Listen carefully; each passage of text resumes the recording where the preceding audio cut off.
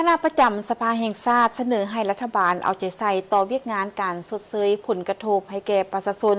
ที่ได้รับผลกระทบจากโครงการต้องมีการศึกษาเก็บกรรมและประเมินผลกระทบอย่างละเอียดรอบคอบและครบถ้วนต่อกับผลกระทบด้านเศรษฐกิจวัฒนธรรมสังคมและสิ่งแวดล้อมเป็นต้นแม่นเนื้อที่ดินสิ่งปลูกสร้างและผลปลูกที่นอนใน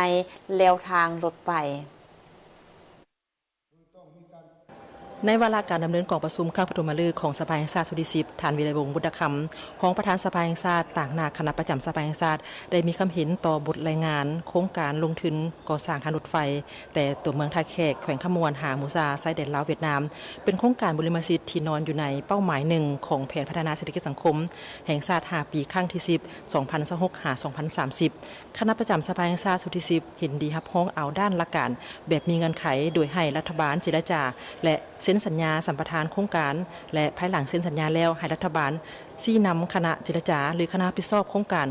กวดคืนห่างสัญญาสัมปทานให้ละเอียดหัดกลุ่มบ่ให้รัฐบาลเสียเปรียบคล้ายกับโครงการอื่นๆและให้ถือเอาภาษาลาวเป็นหลักพร้อมทั้งเสนอให้รัฐบาลแต่งตั้งคณะรับผิดชอบคุณคั่วเอกสารซ้อนท้าย29ฉบับให้มีความชัดเจนหัดกลุ่มและเสนอให้มีที่ปรึกษาด้านกฎหมายทางเบื้องรัฐบาลในการติดตามเนื้อในห่างสัญญาและเนื้อในเอกสารที่ติดพันกับสัญญาสัมปทานเพื่อรับประกันด้านเนื้อในให้มีความละเอียดจะแจ้งหัดกลุ่มและสำเร็จตามเวลาที่กำหนดให้รัฐบาลเอาใจใส่ต่อกับเวียกงานชดเชยผลกระทบให้กับประชาชนที่รับผลกระทบจากโครงการโดยมีการศึกษาเก็บกำการประเมินผลกระทบอย่างละเอียดรอบคอบและครบถ้วนต่อกับผลกระทบด้านเศรษฐกิจวัฒนธรรมสังคมและสิ่งแวดล้อมเป็นต้นแม่เนื้อที่ดินสิ่งปลูกสร้างและผลปลูกที่นอนในแนวทางรถไฟเนื้อที่ดินสิ่งปลูกสร้างและผลกระทบนอกแนวทางรถไฟแต่มีผลกระทบจากการก่อสร้างในการแก้ไขเนื้อที่ดินเหลือที่เจ้าของดินบ่สามารถนำใช้ได้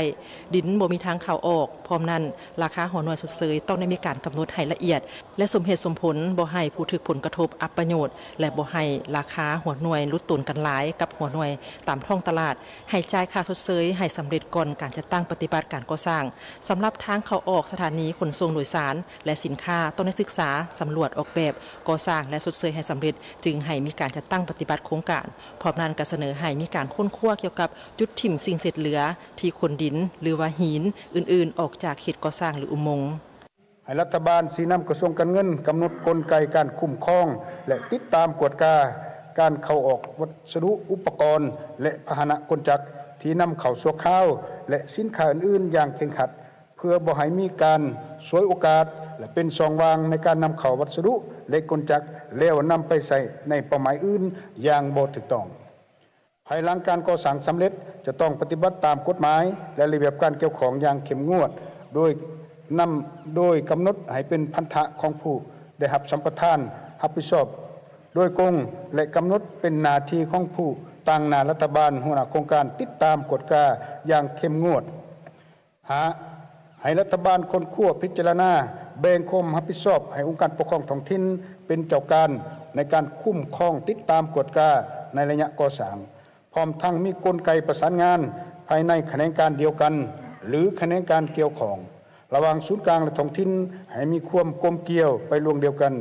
หลีกเลี่ยงบ่ให้ทิ่มความรับผิดชอบซึ่งกันและกันทั้งหมดที่ได้มีการเสนอเป็นบางข้อสังเกตและทัศนะข้อเสนอของคณะประจำสภาแห่งชาติสุดิสิบต่อกับการรายงานของรัฐบาลเกี่ยวกับโครงการลงทุนการก่อสร้างเส้นทางรถไฟแต่เมืองท่าแขกแขวงขมวนหามูซาไซแดนลาวเวียดนามโดยรูปแบบ BOT เพื่อเป็นพื้นฐานในแก่บรรดาสมาชิกสภาแห่งชาติได้มีการประกอบการค้นคว้าพิจารณาเพื่อเป็นเอกภาพสูงในการจัดตั้งปฏิบัติโครงการก่อสร้างทางรถไฟในต่อหน้าจากนั้นบรรดาสมาชิกสภาแห่งชาติได้ประกอบคำคิดเห็นเข้าใส่บทรายงานดังกล่าวโดยรวมแล้วก็เห็นดีนำทานรองนายกรัฐมนตรีที่ได้มีการรายงานต่อโครงการพร้อมนี้ก็อยากให้แขนงการที่เกี่ยวข้องกวดเบื้องคืนบรรดาสัญญาต่างๆอย่างละเอียดคักแน่เพื่อบ่ให้มีความสับสนยุ่งยากตามภายหลังโดยเฉพาะแม่นด้านสิ่งแวดล้อมและการชดเชยระยะส่วงเส้นทางนี้เนาะข้าพเจ้าสังเกตเห็นว่า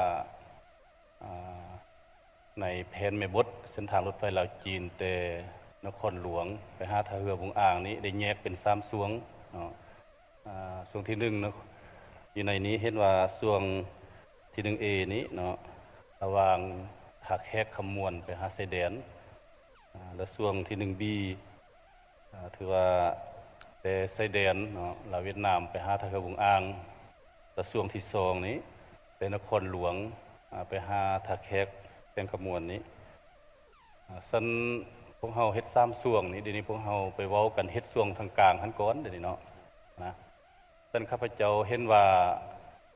มันจะบ่ตอบโจทย์ตามจุดประสงค์เป้าหมายที่พวกเฮาตั้งว่าเสื่อมโยงเสื่อมจอดเนาะสากลและภาคพื้นนี่นะเนาะเพราะว่าหยังเพราะว่าถ้าพวกเฮาเฮ็ดแต่ช่วงคำมวลเนาะไปหาชายแดนเพียงแต่7กิโลเมตรนี้คือว่าเป็นทางสุดเนาะต้นพุนก็สุดอยู่ชายแดนสุดนี้ก็มาสุดอยู่คำมวลจะบ่เสื่อมโยงกับทางรถไฟลาวจีนจะบ่เสื่อมโยงนครหลวงเวียงจันทน์เนาะไปหาตัวเมืองใหญ่หรือว่าเสื่อมออกเสื่อมไปสู่ภาคพื้นและสากลที่เฮาเว้านี้เนาะก็ได้มีการยกขึ้นมาแล้วเนาะผลประโยชน์ที่เบื้องรัฐที่จะได้รับแล้วก็ผลประโยชน์จากเบื้องผู้ลงทุนและผลประโยชน์จากเบื้องของประชาชนเนาะแต่ก็ขอแลกเปลี่ยนคืนเนาะโดยเฉพาะผลประโยชน์ของรัฐนี้เนาะอิงตามบทเสนอก็มีมูลค่าเป็นตัวเลขแล้วเนาะอยู่ในเอกสารหน้าที่4เนาะก็เห็นแล้วว่ามีผลประโยชน์ที่รัฐบาลจะได้รับเนาะจำนวน77ตื้อกว่าดอลลาร์สหรัฐเนาะอย่างนั้นต่อกับผลประโยชน์ที่เป็นมูลค่าทางเศรษฐกิจอยู่ที่ได้กำหนดอยู่ในเอกสารนี้เนาะก็ยังให้ชี้แจงคืนเพราะว่ามันมีผลประโยชน์ติดพันกับ 7-8 ด้านเป็นมูลค่าเนาะเช่นว่าการอำนวยความสะดวกการขนส่งสินค้าได้32ตื้อกว่ากีบการประหยัดเวลาได้ 2.7 ตื้อกว่ากีบอันนี้เนาะก็ยังให้เนาะเขียนซะอยู่ในหรือว่ากำหนดอยู่ในเอกสารซ้อนท้ายที่จะมาหมายหันตื้มว่าเป็นผลประโยชน์ต่อปีบ่หรือเป็นผลประโยชน์ตลอดระยะโครงการเนาะโครงการพัฒนาการก่อสร้างทางรถไฟลาวเวียดนามแต่ทักแขกหามูซาเป็นโครงการบริมสิทธิ์ตามแผนการเสริมขยายการเสริมยงเสริมจอดระหว่างลาวและเวียดนามก็คือการเสริมยงเสริมจอดกับภาคพื้นและสากลซึ่งเป็นโครงการลงทุนขนาดใหญ่มีมูลค่าการลงทุนที่สูงโครงการทางรถไฟจะต้องได้มีการรับอนุมัติจากรัฐบาลและรับรองจากสภาแห่งชาติ